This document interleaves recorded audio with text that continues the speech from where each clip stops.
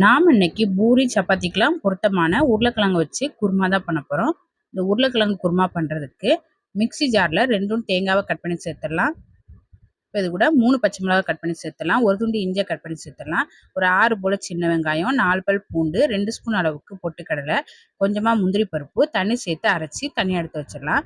அடுப்பில் குக்கர் வச்சு எண்ணெய் ஊற்றிருக்கிறேன். எண்ணெய் சூடானதும் 1/2 ஸ்பூன் அளவுக்கு சோம்பு சேர்த்துடலாம். ஒரு பெரிய வெங்காயத்தை பொடியாக கட் பண்ணி போட்டு வதக்கி விட்டுடலாம். வெங்காயம் நல்லா வதங்கினதும் இது கூட ஒரு தக்காளியை கட் பண்ணி போட்டு வதக்கி விட்டுடலாம். தேவையான அளவு உப்பு சேர்த்து தக்காளி வெங்காயத்தையும் நல்லா வதக்கிடலாம். வெங்காயம் தக்காளி நல்லா வதங்கினது இது கூட 2 உருளைக்கிழங்கு கட் பண்ணி வச்சுருக்கேன். உருளைக்கிழங்கு சேர்த்து கலந்து விட்டுடலாம். இப்போ இது கூட அரைச்சி வச்ச மசாலாவை சேர்த்துடலாம். ஒரு 1/2 கப் அளவுக்கு தண்ணி சேர்த்துடலாம். 1/4 ஸ்பூன் மஞ்சள் தூள், 1/2 ஸ்பூன் கரம் மசாலா தூள் சேர்த்து கலந்து விட்டுடலாம். இப்போ இது கூட எக்ஸ்ட்ரா ஒரு 1/2 கப் அளவுக்கு தண்ணி சேர்த்துடலாம். தண்ணி சேர்த்து கலந்து விட்டுட்டு குக்கரில் மூடி போட்டு அடுப்பை மிதமான தீயில் வச்சு ஒரு 3 விசில் வேக வச்சு இறக்கிடலாம். இப்போ ஒரு 3 விசிலில் உருளைக்கிழங்கு நல்லா வெந்து குருமா ரெடி ஆயிடுச்சு. இப்போ கடைசியாக கொஞ்சமாக மல்லியில் சேர்த்து கலந்துட்டு இறக்கிற வேண்டியதான். இந்த குருமாவை சப்பாத்தியோட பூரியோட வச்சு சாப்பிட்றதுக்கு ரொம்ப நல்லாயிருக்கும். ட்ரை பண்ணி பாருங்கள்.